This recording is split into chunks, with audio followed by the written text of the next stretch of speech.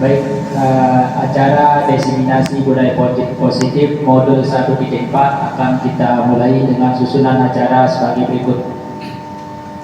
Acara yang pertama pembukaan.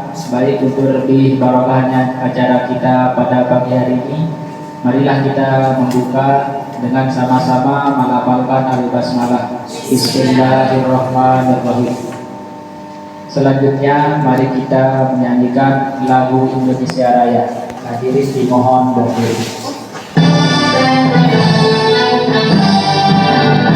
Indonesia lahirku, tanah tumpah darahku, di sana ku berdiri, jadi pandu hidup.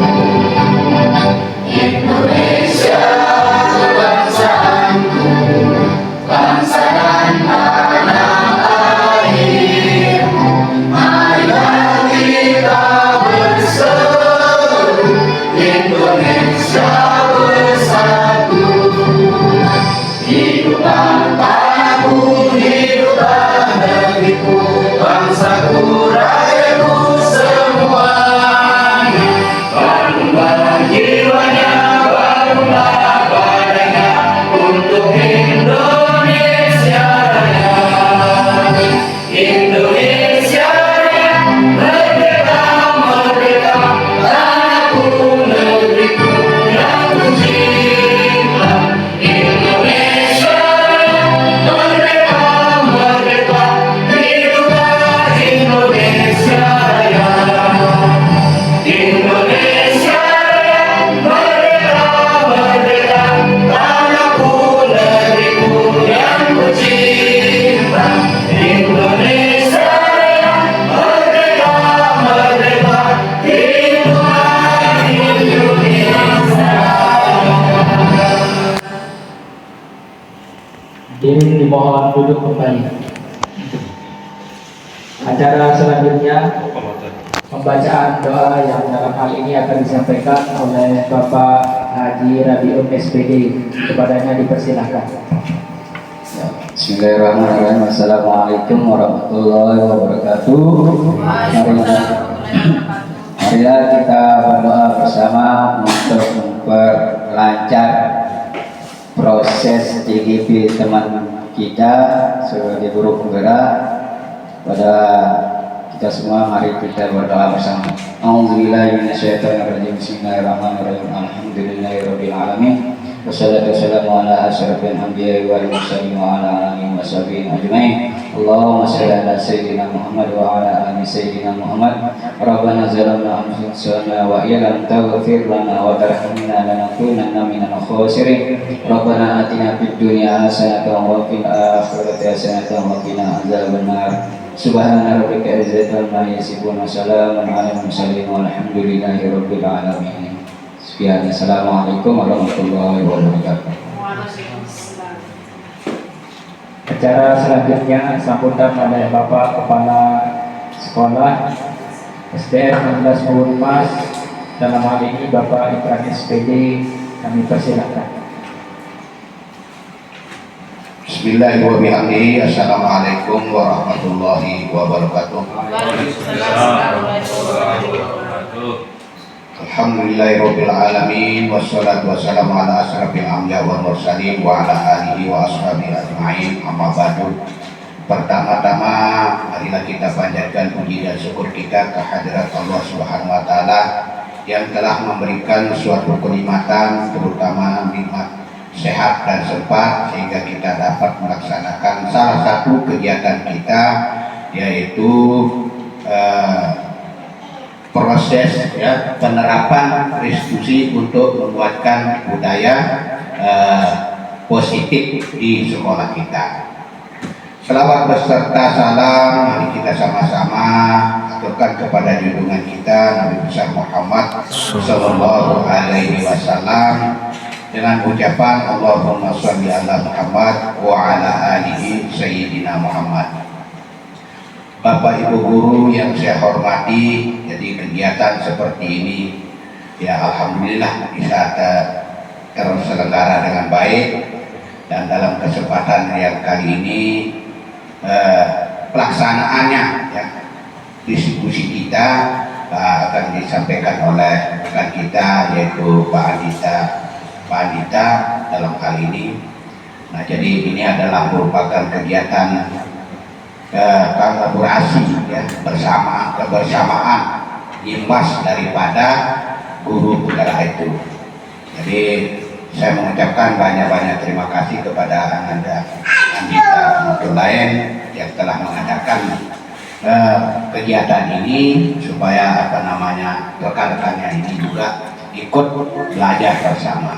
Jadi kita semua belajar ya, jadinya ya. Jadi membentukkan suatu kebersamaan.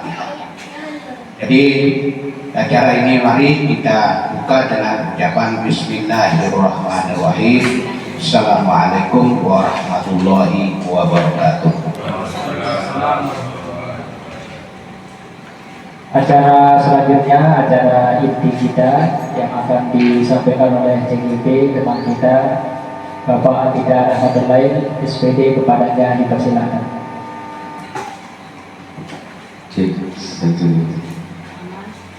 Baik, bismillahirrahmanirrahim. Assalamualaikum warahmatullahi wabarakatuh. Silakan berdiri. Yang saya hormati Bapak Kepala Sekolah SDN 16 Gunmas, yang saya hormati pula rekan-rekan guru SDN 16 Gunmas, saya ucapkan terima kasih banyak telah menyempatkan hadir pada kegiatan kita hari ini, yaitu di mana kegiatan hari ini tentang diseminasi budaya positif. Jadi di sini saya akan memaparkan materi tentang budaya positif, tentang posisi kontrol guru, dan tentang restitusi juga. Jadi saya berharap Bapak Ibu guru SDN 16 Gunmas dapat mengikuti kegiatan ini dengan semangat. Walaupun kita dalam keadaan capek karena posisi sekarang lagi panas. Terima kasih atas kesempatan dan waktunya. Saya sekali lagi mengucapkan kepada rekan-rekan guru SDN 16 Gunmas. Untuk semangat hari ini, saya ingin mendengar semangatnya dulu sebelum saya memaparkan materi. Kita tepuk semangat dulu. Siap Bapak Ibu? Siap. Baik. Tepuk semangat. Semangat. Sekali lagi Bapak Ibu, biar tidak ngantuk, kurang semangat.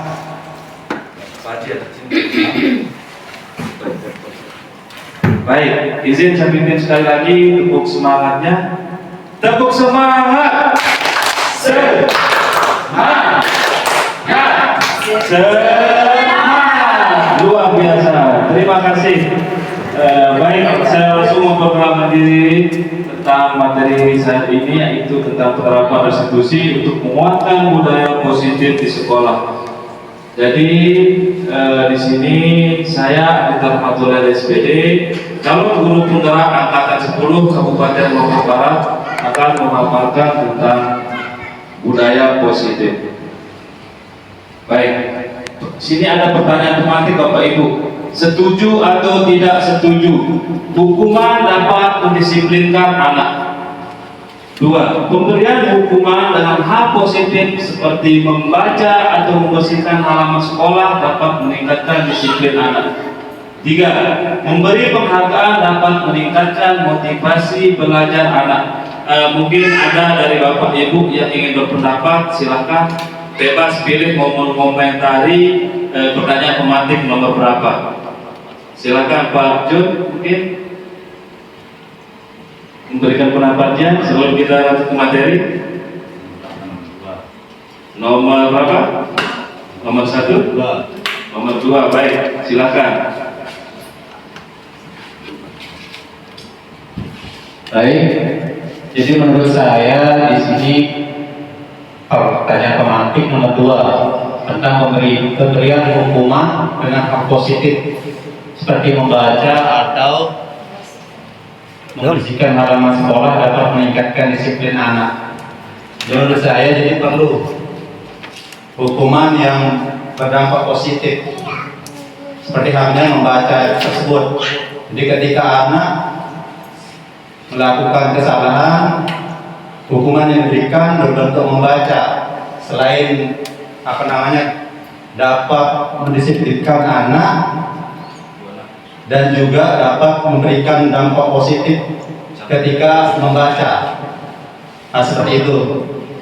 Baik, terima kasih. Kita beri aplaus untuk teman-teman. Baik, jadi itu pendapat dari Pak Muhammad Junaidi. Mungkin ada pendapat lain mau mengomentari nomor 1 dan nomor 3. Silakan Pak Sokorodi. Baik, saya akan mengomentari yang nomor 3 saja ya. Ya, siap. Jadi di sini memberi penghargaan dapat meningkatkan motivasi belajar anak. Jadi penghargaan mungkin di sini bisa berupa tepuk tangan atau hal-hal yang baik lain. Jadi itu bisa membuat anak senang, sehingga kalau anak senang itu kan dia akan motivasinya meningkat. Nanti otomatis dia akan lebih senang belajar seperti itu.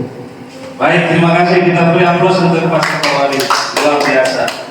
Jadi sebelum saya menjawab atau sebelum saya menanggapi tentang saya pemantik ini, jadi ini hanya pertanyaan pemantik. Jadi itu hanya pendapat Bapak Ibu sebelum kita akan memasuki materinya. Jadi nanti di materi sudah jelas bagaimana tentang hukuman dapat mendisiplinkan anak, bagaimana tentang hukuman positif seperti membaca yang disampaikan Pak Jun tadi, apakah bisa melakukan positif, dan memberi penghargaan berupa tepuk tangan seperti yang disampaikan Pak Sokorwadi tadi, bisa membangkitkan semangat belajar anak. Jadi nanti akan kita sama-sama lihat di slide berikutnya.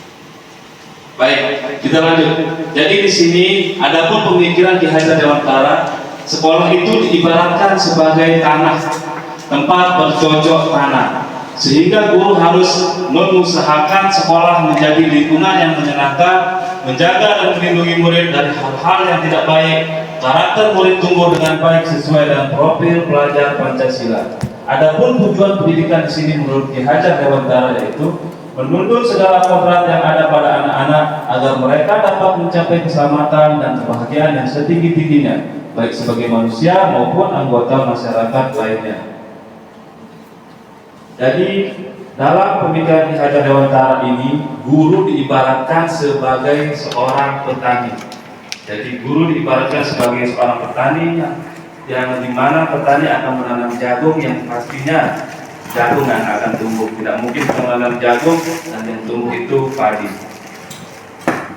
Baik, ada pun topik kita pada kegiatan hari ini yaitu tentang disiplin positif dan nilai-nilai kebajikan universal, 2 teori motivasi, hukuman dan penghargaan restitusi. Yang tadi pertanyaan pemantik itu nanti kita masuk ke topik 2. Ketiga, keyakinan kelas. Keempat, kebutuhan dasar manusia dan dunia berkualitas. Kelima, 5 posisi kontrol. Keenam, segitiga restitusi.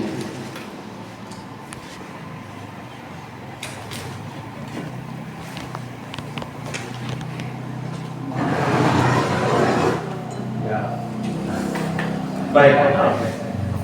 Perubahan paradigma stimulus respons seperti teori kontrol pada pilihan.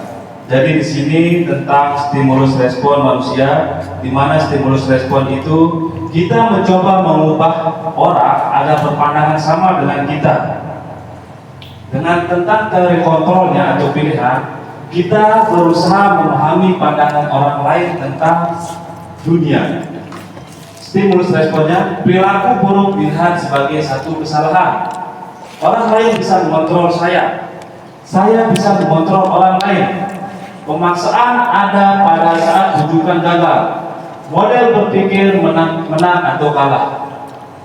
Terbalik dengan teori kontrol, yaitu semua perilaku memiliki tujuan. Hanya Anda yang bisa mengontrol diri Anda tidak bisa mengontrol orang lain. Kolaborasi dan konsensus menciptakan pilihan-pilihan baru. Model berpikir menang dan menang. Perubahan paradigma teori kontrol atau teori pilihan atau ilusi kontrol. Jadi kita sebagai guru di sini sering berpikiran berilusi seperti guru itu dapat mengontrol murid. Ilusi bahwa kritik dan membuat orang merasa bersalah dapat menguatkan karakter. ilusi bahwa semua penguatan positif efektif dan bermanfaat, ilusi bahwa orang dewasa memiliki hak untuk memaksa.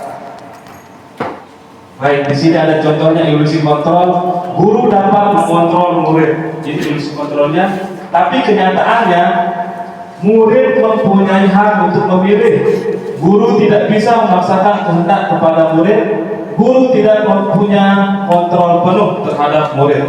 Jadi kita sering berpikir atau berilusi tentang bahwa kita ini harus bisa mengontrol murid. Sedangkan pada kenyataannya murid itu mempunyai hak untuk memilih. Adapun ilusi kontrol kedua, kritik dan membuat orang merasa bersalah bisa menguatkan orang tersebut.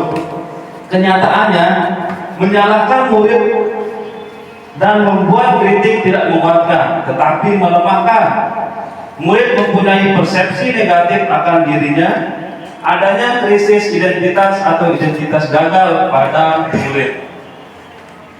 Jadi kritikan dan membuat orang merasa bersalah itu bisa menguatkan orang tersebut, itu ilusi kontrolnya. Tapi pada kenyataannya itu akan menyalahkan murid dan membuat kritik tidak menguatkan tetapi melemahkan murid. Ilusi kontrol tiga yaitu semua bujukan penguatan positif, efektif, dan bermanfaat. Tapi kenyataannya bujukan adalah salah satu bentuk kontrol. Murid mempunyai hak untuk menolak bujukan kita. Murid bisa tergantung pada pendapat dan bujukan kita. Lanjut, ilusi kontrol orang dewasa punya hak untuk memaksa. Jadi di sini kita sering berpikir bahwa kita yang dewasa bisa mengontrol yang lebih kecil daripada kita. Tapi pada kenyataannya orang dewasa tidak bisa mengontrol murid. Perilaku memaksa tidak akan efektif pada jangka waktu yang lama. Murid dapat memberontak sewaktu-waktu. Memaksakan kehendak hanya akan menyebabkan permusuhan antara murid dan guru.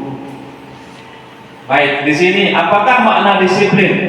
Jadi mungkin kita di sini ketika mendengar kata disiplin, kita sudah berpikiran seperti disiplin itu adalah hukuman, kepatuhan pada peraturan, dan tata tertib.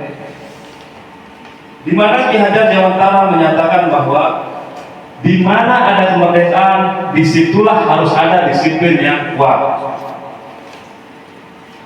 Sungguh pun disiplin itu bersifat self-disiplin, yaitu kita sendiri yang mewajibkan kita dengan sekeras-kerasnya. Tetapi itu sama saja, sebab jikalau kita tidak cakap melakukan self-disiplin, wajiblah kuasa lain mendisiplin diri kita. Dan peraturan demikian itu harus ada dalam suasana yang merdeka. Merdeka menurut Ki Hajar Dewantara yaitu artinya tidak hanya terlepas dari perintah, akan tetapi juga cakap buat memerintah diri sendiri. Dalam artian di sini kita tidak hanya bisa untuk menyuruh murid saja, nak, kamu harus buang sampah pada tempatnya. Tapi pada kenyataannya guru sendiri yang memberikan contoh membuang sampah sembarangan. Nah, seperti itu yang dimaksudkan oleh Ki Hajar Dewantara mengenai merdeka tersebut. Baik, apakah makna disiplin? Jadi disiplin di sini yaitu bentuk kontrol diri yang membuat orang menggali potensinya menuju sebuah tujuan, apa yang dia hargai, yang disebut nilai kebajikan. Namun budaya kita, makna dari disiplin telah berubah. Sesuatu yang dilakukan seseorang pada orang lain untuk mendapat kepatuhan. Kecenderungan umum adalah menggabungkan disiplin ketidaknyamanan, bukan dengan apa yang kita hargai atau pencapaian suatu tujuan mulia. Jadi benang merah yang di sini yaitu yang sering kita pahami tentang disiplin itu yaitu sesuatu yang dilakukan seseorang pada orang lain untuk mendapatkan kepatuhan. Kalau dia sudah patuh baru kita mengatakan orang itu disiplin. Tapi itu salah, tidak ada kesadaran dari diri sendiri. Tujuan pendidik dalam penerapan disiplin menciptakan anak-anak yang memiliki disiplin diri sehingga mereka bisa berperilaku dengan mengacu pada nilai kebajikan universal. Motivasi intrinsik bukan ekstrinsik. Baik, di sini ada beberapa nilai-nilai kebajikan, yaitu yang seperti saya sampaikan tadi, nilai-nilai kebajikan yang ingin dicapai oleh setiap anak Indonesia itu yang kita kenal dengan profil pelajar Pancasila, yaitu ada 6. yaitu beriman, bertakwa kepada Tuhan Yang Maha Esa dan berakhlak mulia, mandiri, bernalar kritis, berkebinekaan global, bergotong royong dan kreatif. Baik, kita masuk ke teori motivasi hukuman dan penghargaan restitusi.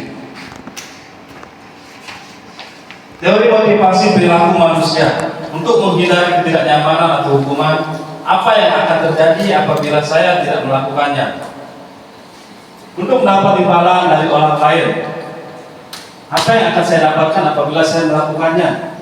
Itu motivasi eksternal. Untuk menghargai diri sendiri, saya akan menjadi orang yang seperti apa bila saya melakukannya.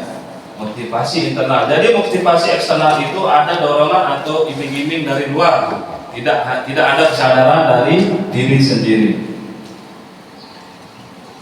Untuk menghindari ketidaknyamanan atau hukuman, secara naluriah manusia cenderung menghindari ketidaknyamanan atau hukuman. Oleh karena itu, hukuman bisa berhasil mencegah perilaku buruk pada siswa. Nah, ini dia efek samping dari hukuman, menimbulkan emosi-emosi negatif, yaitu mungkin ada dendam dari siswa, hukuman yang tidak harmonis dari peserta didik ke guru, membuat anak merasa lelah secara emosional karena mereka memikirkan cara untuk menghindari hukuman. Jadi yang seperti yang disampaikan pertanyaan pemantik tadi itu, apapun jenis hukuman itu sebenarnya itu kalau bisa kita hindarkan karena itu mempunyai efek samping yang jangka panjang dan jangka pendek. Nanti akan kita jelaskan lebih lanjut.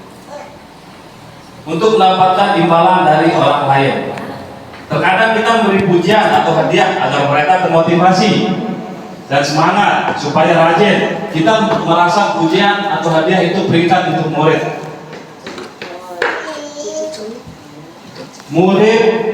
Pujian atau hadiah bisa mempengaruhi perilaku murid. Murid menjadi rajin mengerjakan tugas, saling berkompetensi untuk menyelesaikan tugas sebaik-baiknya. Itu positifnya. Kalau negatifnya, dengan dekat dengan rasa kecewa jika energi yang dikeluarkan tidak terbalas dengan hadiah yang diharapkan. Anak akan marah, sedih, dan merasa tidak dihargai. Nah, itu kelemahan-kelemahan dari kita memberikan sebuah pujian atau memberikan hadiah. Ketika memberikan reward kepada anak, ketika anak itu mendapatkan juara 1, kita memberikan hadiah, sedangkan kita mengabaikan anak-anak yang tidak mendapatkan hadiah itu. Jadi di situ nilai negatifnya itu seperti ada rasa kecewa karena mereka sudah berusaha tetapi tidak mendapatkan hasil yang maksimal.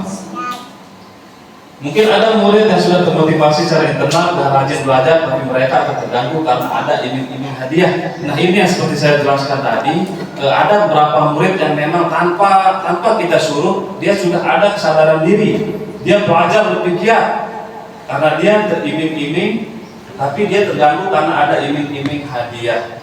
Jadi ketika Anda berhenti memberikan hadiah atau sebuah reward, jadi semangat anak itu akan menurun. Jadi itu hal negatif dari pemberian hadiah. Untuk menghargai diri sendiri, motivasi ini timbul karena ingin menghargai diri sendiri, merupakan dorongan yang kuat dalam diri untuk mencapai tujuan yang diinginkan. Baik, kita ke materi yang ketiga, yaitu hukuman, konsekuensi, dan restitusi. Perbedaan hukuman dan konsekuensi. Nah, di sini dia tadi pertanyaan pematiknya itu, hukuman itu sesuatu yang menyakitkan harus terjadi, sedangkan konsekuensi itu sesuatu yang harus terjadi, membuat anak sakit fisik maupun hati untuk jangka waktu lama.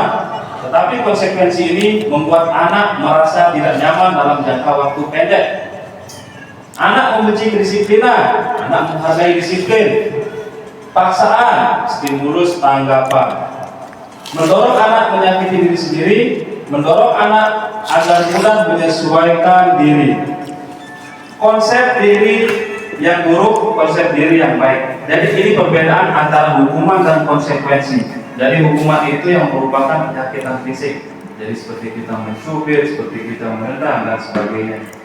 Jadi konsekuensi itu waktunya jangka lama, jangka panjang. Sedangkan konsekuensi ini adalah sesuatu yang sudah kita sepakati. Contoh, jika kamu terlambat masuk kelas, kamu siap menulis kalimat 10 kalimat dengan siapa? Saya tidak akan terlambat lagi.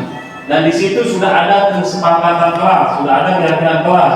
Berarti jika dia melanggar, dia harus menanggung konsekuensinya. Dia akan merasa tidak nyaman dalam jangka waktu pendek. Berarti kalau restitusi itu sudah bilang, lain kalau dengan hukuman kita mencubit, kita menendang, dia akan tetap mengingatnya sampai dewasa. Nah, di sini ada beberapa contoh studi kasus. Rina, kamu tahu salah apa? Nah, kamu tidak boleh bermain di luar ya. Jadi ini ada beberapa contoh kasus. Hukuman bersifat tidak terencana dan tiba-tiba. Konsekuensi sudah terencana. Nah, ini yang seperti saya jelaskan tadi, hukuman yang bersifat tidak terencana tadi itu. Jadi hukuman yang tidak terencana itu kita tiba-tiba ketika anak melakukan kesalahan, kita spontan menendang, kita mencubit dia, kita menjewer. Nah, itu sebuah hukuman fisik. Jadi itu yang harus kita hindarkan. Sedangkan konsekuensi itu sudah terencana. Jadi kita sudah mempunyai kesepakatan dan perjanjian kelas. Jadi ketika dia melanggar, dia siap menerima konsekuensinya. Seperti itu yang dimaksud. Apa itu restitusi? Baik, dari restitusi adalah proses menciptakan kondisi bagi murid untuk memperbaiki kesalahan mereka, sehingga mereka bisa kembali kepada kelompok mereka dengan karakter yang lebih kuat. Restitusi juga merupakan proses kolaboratif yang mengajarkan murid untuk mencari solusi untuk masalah mereka dan membantu murid berpikir tentang orang seperti apa yang mereka ingin menjadi tujuan mulia. Bagaimana mereka harus memperlakukan orang lain. Apa itu restitusi?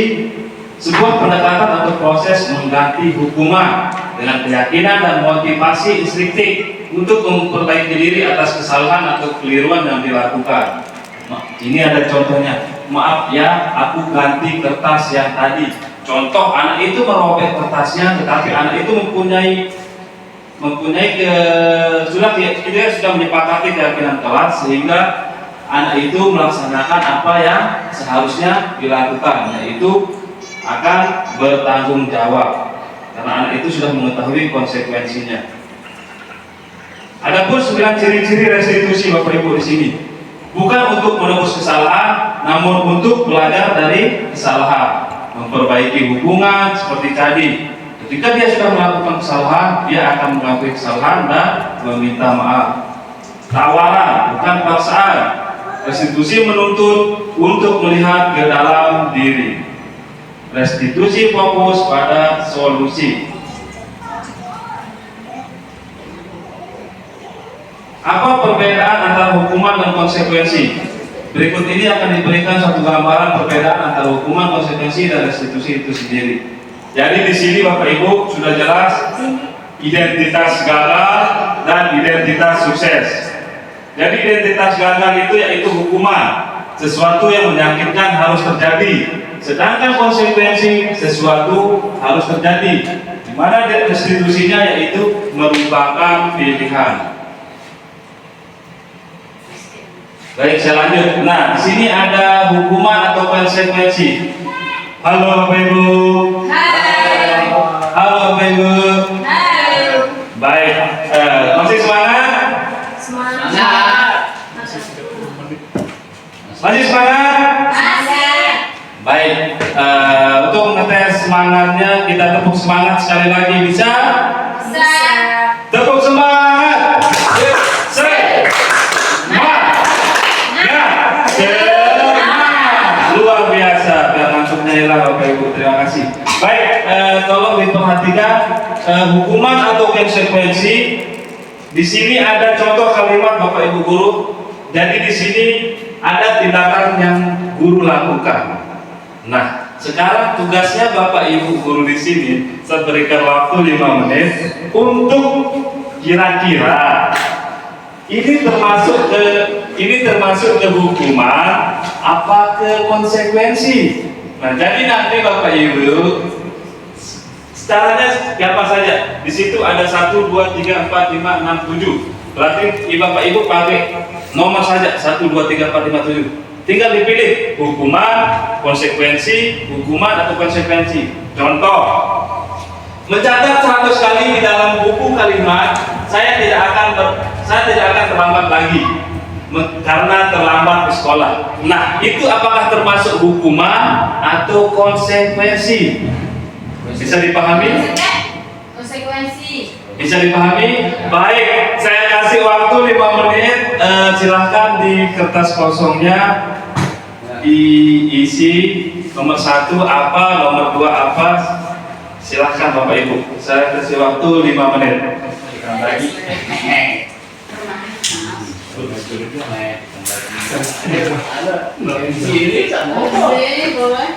Boleh dijawab juga ya. Baik, di sini saya berikan waktu 5 menit untuk menentukan ini hukuman atau konsekuensi. Jadi di situ ada beberapa kalimat. Jadi silakan Bapak Ibu untuk menentukan, diisi saja itu termasuk hukuman atau konsekuensi. Silakan. Waktu saya berikan 5 menit. Kita tulis semuanya. Tidak usah ditulis, tinggal saya tulis hukuman 1, hukuman 2, konsekuensi atau apa, silakan. Sesuai dengan pemahaman Bapak Ibu.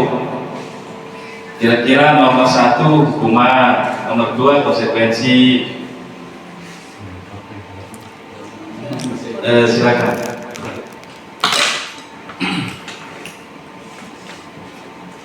Nanti bahas lagi. Kedua lagi. Baik. Apa itu? Mengelilingi lapangan. Sesuai pemahaman. Konsekuensi selaku. Jangan terbaca. Tinggal dijawab hukuman apa konsekuensi, tidak usah ditulis kalimatnya. Kalau ditulis kalimatnya nanti waktu terlalu lama. Silakan. Tinggal dipilih itu hukuman apa konsekuensi. Nanti ada hadiah untuk yang menjawab benar. Berarti dapat reward ini, kalau tidak dapat saya berhenti jawab. Itu salah satu.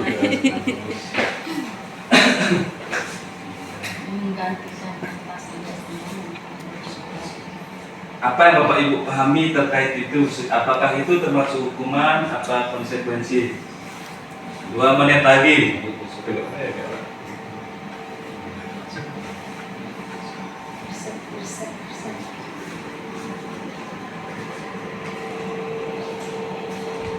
Baik, sudah Bapak Ibu? Silakan.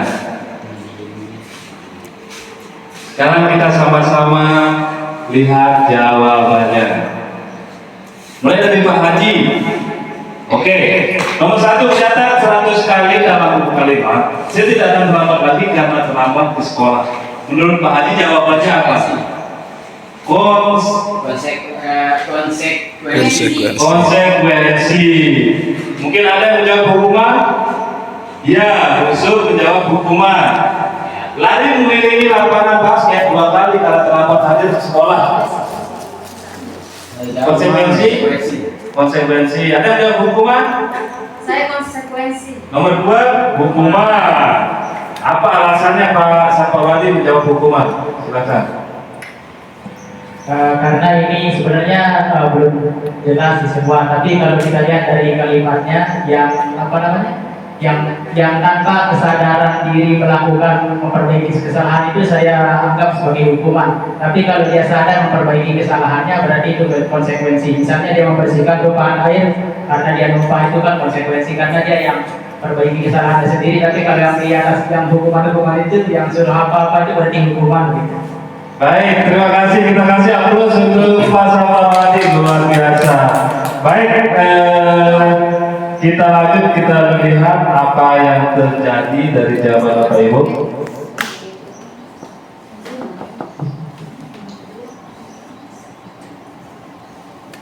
Ya, jadi jawaban Pak Sapawadi dari lari mengelilingi lapangan basket 2 kali karena terlambat hadir di sekolah. menurut Bapak Ibu, apakah itu hukuman atau konsekuensi?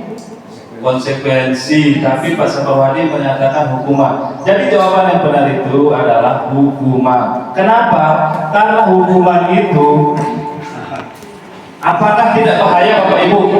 Baik, saya garis bawahi di pertanyaan kedua. Apakah tidak bahaya ketika anak terlambat datang olahraga langsung disuruh lari tanpanya ada pemanasan? Apakah itu tidak bahaya?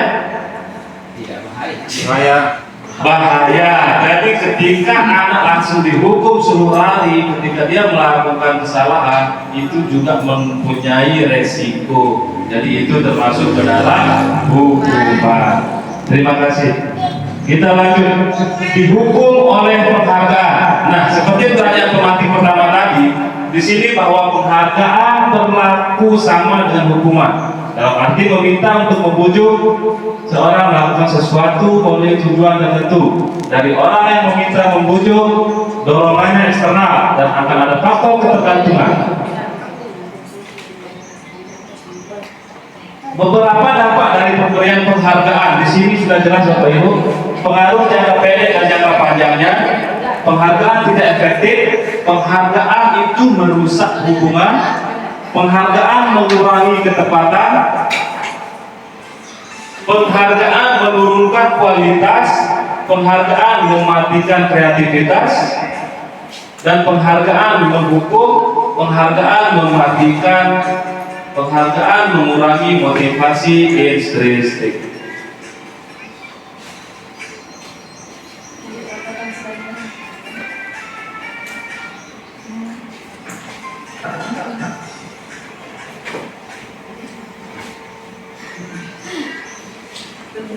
Jadi kita masuk ke materi ketiga, yaitu keyakinan kelas. Mengapa keyakinan kelas? Mengapa tidak peraturan kelas saja?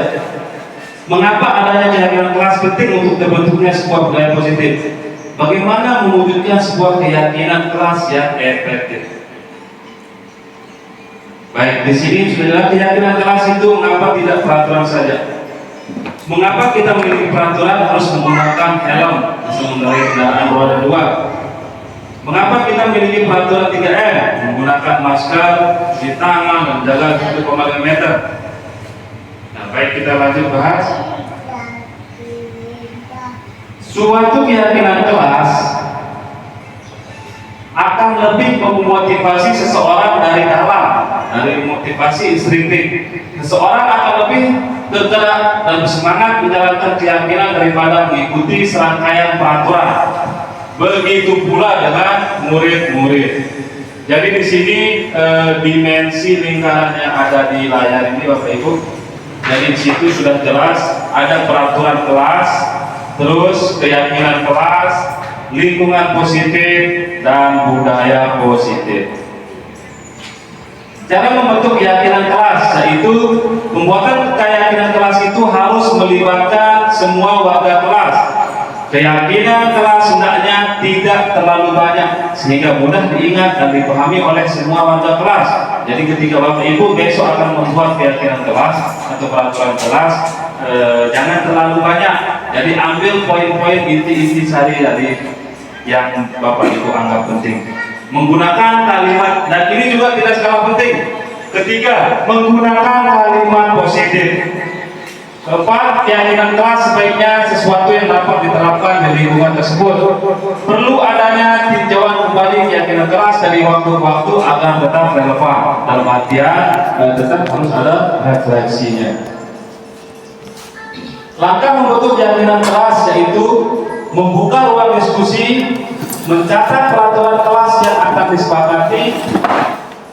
Ini contoh peraturan-peraturan usulan dari murid. Jadi Bapak Ibu tidak bisa membuat peraturan kelas dengan keinginan sendiri. Dalam artian Bapak Ibu tetap harus mendengarkan pendapat dari siswa atau peserta didik. Ini contoh-contoh peraturan usulan dari murid. Tidak memotong pembicaraan teman, belajar dengan tekun, mengerjakan tugas tepat waktu, ramah kepada guru dan teman. Langkah membentuk keyakinan kelas, merumuskan keyakinan, menghargai pembicaraan. Nah, di sini ada contohnya, ditinjau ulang. hormat atau menghormati semua orang dan barang milik orang lain, bekerja dengan baik dan tekun. Semua orang ingin merasa diterima dan dimiliki. Jadi Bapak Ibu, ini langkah-langkah nanti yang bisa diterapkan ketika akan merumuskan keyakinan kelas. Langkah membentuk keyakinan kelas berikutnya yaitu membuat pernyataan keyakinan. Setiap anggota kelas perlu saling menghormati dan merasa aman. Anggota kelas perlu menjadi dirinya yang terbaik, dan anggota kelas perlu saling membantu. Baik, ini contoh keyakinan kelas Bapak Ibu. Jadi pernyataan keyakinan kelas itu, setiap anggota kelas perlu saling bertanggung jawab, setiap anggota kelas perlu saling menghargai orang lain, setiap anggota kelas perlu saling menghormati. Nah, jadi dari hasil kesepakatan yang sudah dibuat Bapak Ibu, jadi nanti bisa di print atau dibuat seperti poster. Jadi nanti keyakinan kelas yang sudah dibuat bisa ditempelkan dan itu akan bisa sebagai pengingat untuk anak-anak. Ibu guru hebat, kita lanjut ke materi berikutnya yaitu tentang kebutuhan dasar manusia. Di mana materi ini materi yang sangat penting juga kita mengetahui tentang 5 kebutuhan dasar manusia. Masih semangat Bapak Ibu? Semangat. Baik, kebutuhan dasar manusia untuk membangun budaya sekolah yang positif dengan lingkungan yang aman dan mendukung murid untuk menjadi pribadi yang berdaya seimbang dan bahagia. Adapun 5 kebutuhan dasar manusia yaitu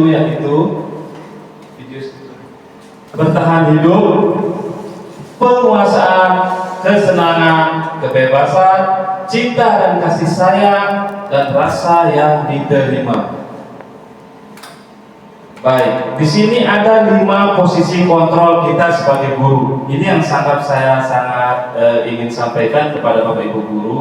Jadi nanti ketika Bapak Ibu guru memahami tentang 5 posisi kontrol ini, mindset kita sebagai guru itu akan berubah. Apakah kita sebagai guru selama ini sudah melaksanakan 5 posisi kontrol ini? Kita berada di posisi kontrol mana Bapak Ibu?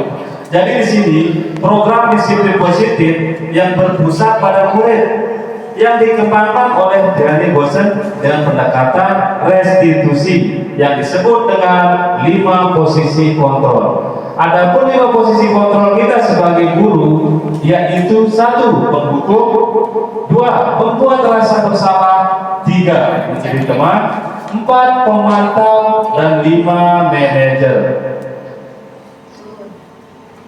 Baik Bapak Ibu, ini yang saya maksud tentang 5 posisi kontrol program disiplin positif yang berpusat pada murid, yaitu penghukum. Jadi Bapak Ibu di sini kita sebagai guru, jadi Bapak Ibu akan menyadari posisi kontrol yang mana yang Bapak Ibu sudah terapkan selama ini. Sebagai posisi kontrol penghukum, adapun contoh kalimatnya yaitu patuhi aturan saya atau awas. Kamu selalu saja salah, selalu, pasti selalu yang terakhir selesai mengerjakan tugas. Jadi itu posisi penghukum, kalimat-kalimat itu. Sebagai pemantau, peraturannya apa? Apa yang telah kamu lakukan? Sanksi atau konsekuensi apa? Sebagai teman, ayo bantulah demi Bapak ya. Ayo ingat, tidak bantuan Bapak selama ini. Ya sudah, kali ini tidak apa-apa. Nanti Ibu bantu bereskan. Membuat merasa bersalah. Ini contoh kalimat yang sering disampaikan oleh guru. Ibu sangat kecewa sekali dengan kamu. Berapa kali Bapak harus memberitahu kamu ya? Gimana coba kalau orang tua kamu tahu berbuat begini? Manajer, apa yang kita yakini kembali ke keyakinan kelas. Apakah kamu meyakininya? Jika kamu meyakininya, apakah kamu bersedia untuk memperbaikinya? Jika kamu memperbaiki ini, hal ini menunjukkan apa tentang dirimu? Apa rencana kamu untuk memperbaiki hal ini? Baik, sedikit saya jelaskan di sini Bapak Ibu mengenai 5 posisi kontrol guru ini. Kira-kira selama ini Bapak Ibu sudah mengajar di sini, posisi kontrol mana yang sesuai dengan Bapak Ibu? Mungkin Pak Haji Rabiul, silakan.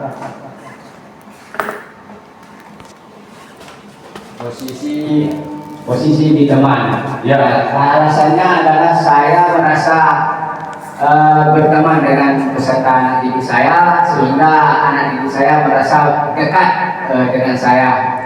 Melalui itu anak didik kita akan merasa lebih membuka diri untuk selalu belajar. Demikian, terima kasih. Baik, terima kasih atas pemaparannya Pak Haji Rabiul. Baik, di sini jadi posisi kontrol yang paling ideal adalah kita sebagai guru itu harus memiliki posisi kontrol yang paling ideal itu adalah sebagai manajer, Bapak Ibu. Jadi di sini saya sudah merangkumnya. Saya tidak menampilkan kelemahan-kelemahan itu, tetapi posisi yang paling pas untuk kita sebagai seorang guru yaitu sebagai posisi manajer. Jadi di situ kita bisa menstabilkan identitas, menanyakan keyakinan kelas dan sebagainya. Jadi di sini kita akan posisi kontrol manajer ini yang paling ideal untuk kita sebagai seorang guru. Apa yang kita yakini kembali keyakinan kelas. Jadi di sini kita melakukan tahapan segitiga restitusi namanya. Jadi di situ kita menstabilkan identitas, menanyakan keyakinan kelas, lalu validasi tindakan. Jadi itu tidak terlepas dari segitiga restitusi. Baik, luar biasa Pak Haji, terima kasih atas pemaparannya. Nah, di sini sudah jelas Bapak Ibu tentang identitas gagal. Ini yang tadi Bapak Rabiul sampaikan. Identitas berhasil dan sukses. Teman, seperti yang Pak Haji sampaikan, membuatkan alasan-alasan untuk muridnya, ayo lakukan demi ibu. Jadi kita kalimat-kalimat itu kalimat ketika kita dalam posisi berteman. Masa kamu tidak mau mengingat tidak pernah bantu ibu? Jadi nanti ketika Anda akan menerapkan posisi kontrol pertemanan ini Pak Haji, jadi siswa itu akan ketergantungan dengan Pak Guru dan Ibu gurunya. Jadi ketika Anda akan menerapkan posisi kontrol, posisi teman, jadi nanti murid itu akan merasa ada ketergantungan dengan Bapak Ibu gurunya. Karena sudah merasa dekat dengan teman, sedikit-sedikit dibantu, sedikit-sedikit. Jadi anak itu tidak akan mempunyai inisiatif sendiri untuk menyelesaikan sebuah permasalahannya. Jadi lemah di bidang mandiri dan dia akan ketergantungan dengan guru tersebut. Itu kelemahan ketika Anda menerapkan posisi kontrol dalam teman. Kalau penghukum, membuat merasa bersalah. Jadi membuat merasa bersalah itu yang dimaksud Pak Guru dan Ibu Guru. Jadi ketika ada anak atau siswa melakukan kesalahan, jadi kita tidak akan langsung menghukumnya, kita akan memanggilnya. Kita akan membuat dia merasa bersalah dengan kalimat-kalimat yang kita sampaikan. Apakah kamu tidak kasihan sama Bapak Ibu Guru? Contoh, apakah kamu tidak kasihan? Pak Guru, Bu Guru dari tadi pagi menyampaikan materi. Pak Guru belum sarapan. Kamu tidak mau memperhatikan. Pak Guru capek nak. Kamu terus yang membuat keributan. Nah, jadi dengan kalimat yang Bapak Ibu Guru sampaikan seperti itu, anak itu akan merasa bersalah Bapak Ibu. Jadi dia akan merubah sikap dan perilakunya seperti itu. Itu ketika Anda menerapkan posisi kontrol membuat merasa bersalah. Ya seperti saya jelaskan tadi, yang paling ideal itu adalah posisi manajer, mengajukan pertanyaan-pertanyaan. Jadi anak itu dituntut di situ lebih aktif, menguatkan pribadinya, mengevaluasi dirinya, bagaimana cara memperbaiki dirinya. Jadi kita di situ hanya memfasilitasi anak tersebut. Jadi anak itu bisa. Jadi posisi manajer ini posisi yang paling ideal yang kita terapkan. Jadi di situ kita mencakup teman, mencakup merasa bersalah, mencakup semuanya.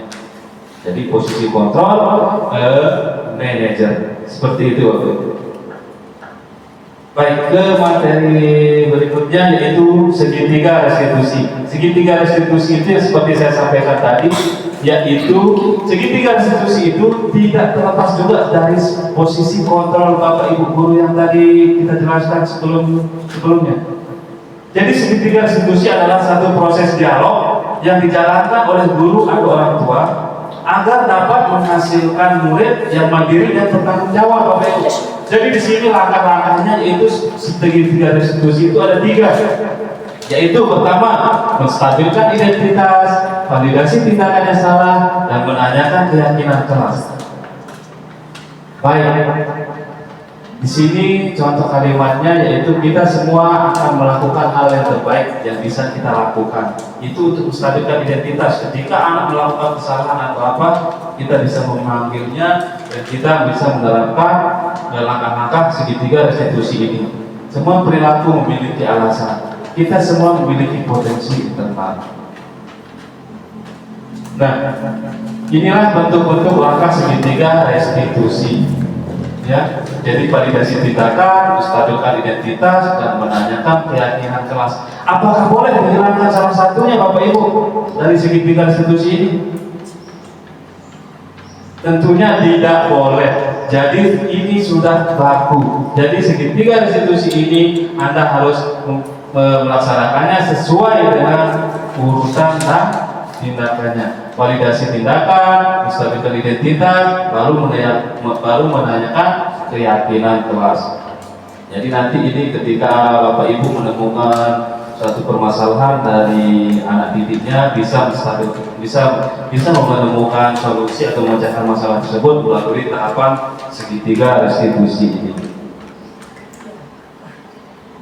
Baik, untuk menstabilkan identitas, guru berkata, ini contoh kalimat untuk menstabilkan identitas, Bapak Ibu.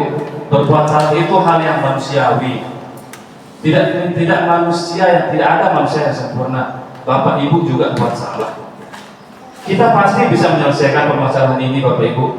Bapak Ibu tidak tertarik untuk mencari tahu siapa yang benar, siapa yang salah. Jadi itu langkah-langkah atau kalimat untuk menstabilkan identitas, untuk membuat anak merasa gagal karena perbuatan salah menjadi positif di dirinya. Itu tujuan untuk menstabilkan identitas. Baik, ke validasi 2, membantu murid mengenali basic atau net kebutuhan dasar yang ingin dipenuhinya ketika melakukan usaha. Kamu bisa saja melakukan hal yang lebih buruk, tapi kamu tidak melakukannya, kan?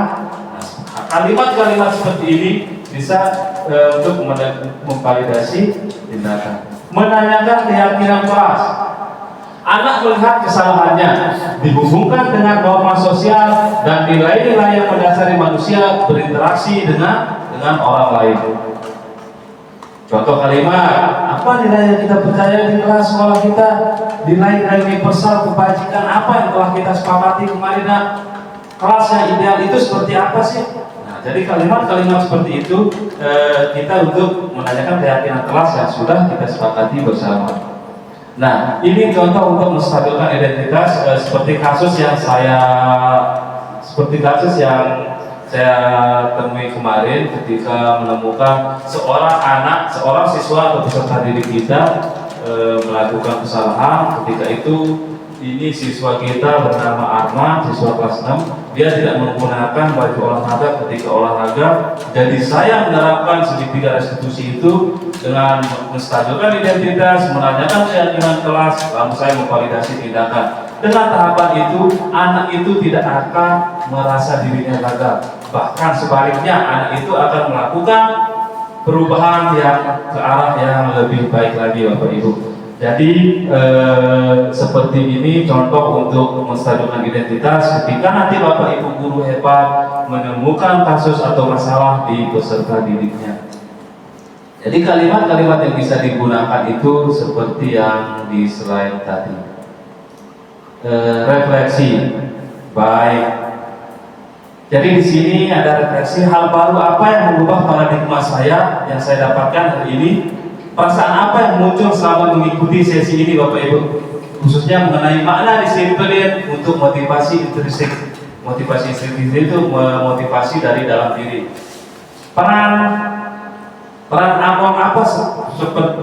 Among seperti apakah yang saya telah lakukan selama ini? Dan saya akan menjadi Among yang seperti apakah setelah mengikuti modul ini atau setelah mengikuti kegiatan hari ini. Bisa mungkin di raise hand saja, diangkat tangan siapa yang akan menyampaikan hal baru apa yang merubah paradigma pemikiran Bapak Ibu setelah mendengarkan pemaparan materi dari saya. Mungkin Pak Saparwadi silakan.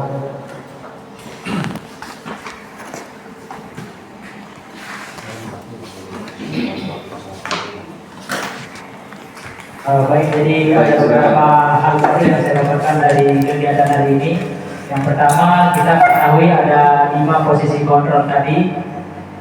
Kemudian pengalaman yang baru juga bahwa saya mengetahui bahwa ternyata hukuman dan konsekuensi itu berbeda. Atau mungkin kita boleh menghukum siswa, namun hukuman tersebut sudah kita sepakati terlebih dahulu sehingga dia masuknya ke konsekuensi. Jadi kita tidak sembarang atau asal menghukum siswa tanpa sebelumnya ada kesepakatan terlebih dahulu. Demikian. Baik, luar biasa. Terima kasih. Kita berikan aplaus untuk Pak Saparwadi, luar biasa. Baik, jadi itu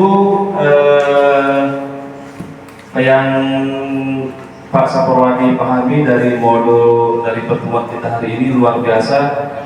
Semoga kedepannya kita semua yang hadir pada acara ini mempunyai pemikiran-pemikiran baru terkait dengan posisi kontrol kita sebagai guru, terkait dengan bagaimana kita menerapkan hukuman dan konsekuensi terhadap peserta didik kita. Dan mungkin ada pertanyaan sebelum kita tutup. Mungkin apa yang ingin ditanyakan terkait dengan modul ini, Pak? Nomor telu. Baik, nah mungkin di sini Pak Haji, peran abang seperti apakah yang saya telah lakukan selama ini? Nah, dalam artian di sini peran apa?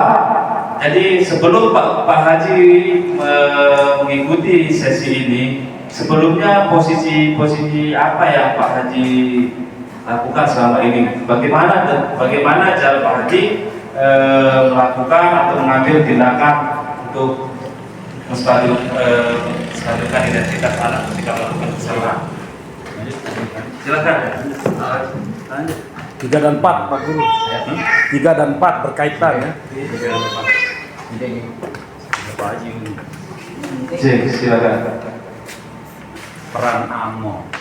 Peran guru. Ya. Peran amal seperti apakah yang telah dilakukan selama ini? Ya, silakan. Baik, jadi untuk peran kita sebagai guru yang telah dilakukan selama ini, kita hanya melakukan tindakan disiplin tanpa memilah mana disiplin yang berdampak positif atau yang memberikan hukuman dan konsekuensi.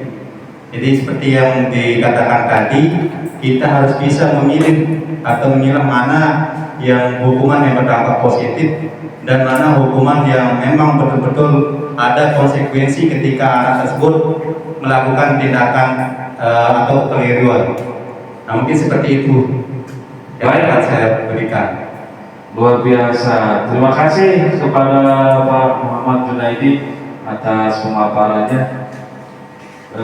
Jadi di sini saya garis bawahi. Jadi sebelum Pak Guru Jun mengikuti sesi ini, Pak Guru sering tidak bisa membedakan mana itu hukuman dan mana itu konsekuensi. Baik, luar biasa. Terima kasih. Semoga nanti setelah mengikuti sesi ini, Bapak Ibu Guru SDN 16 Bunmas khususnya bisa menerapkan apa yang sudah dipelajari hari ini.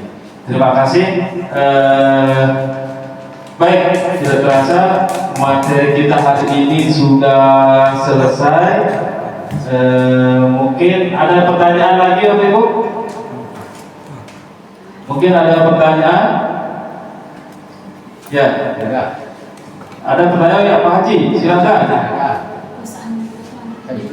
Saya akan menjadi amal seperti apa? Baik. Mungkin Pak Haji ingin menyampaikan pendapatnya untuk bagaimana menjadi guru ke depannya setelah mengikuti sesi ini.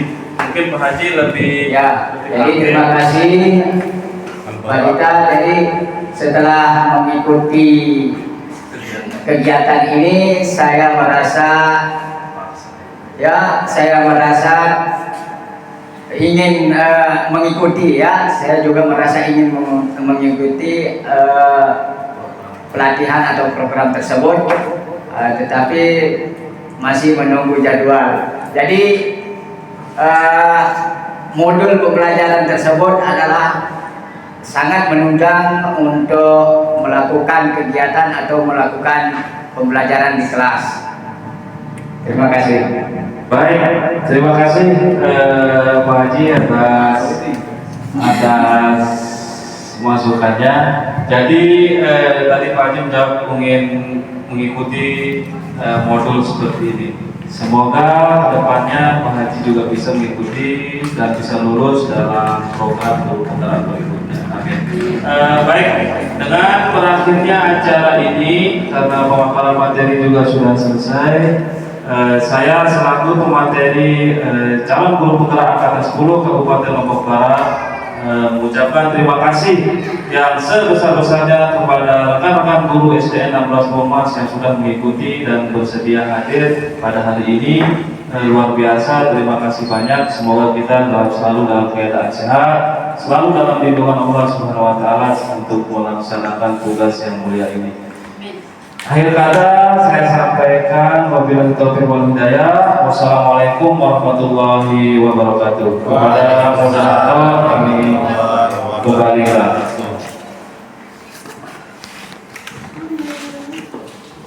Baik, itu dari acara isi yang kita sudah lalui bersama. Acara selanjutnya yaitu penutup atau terakhir. Ya, sebelumnya kami ucapkan kepada para peserta terima kasih atas luangan waktunya. Kemudian mohon maaf jika ada salah dalam kegiatan kita pada hari ini. Mari kita tutup acara hari ini dengan sama-sama melafalkan alhamdulillah. Alhamdulillahirabbil alamin. Demikian, assalamualaikum warahmatullahi wabarakatuh. Waalaikumsalam.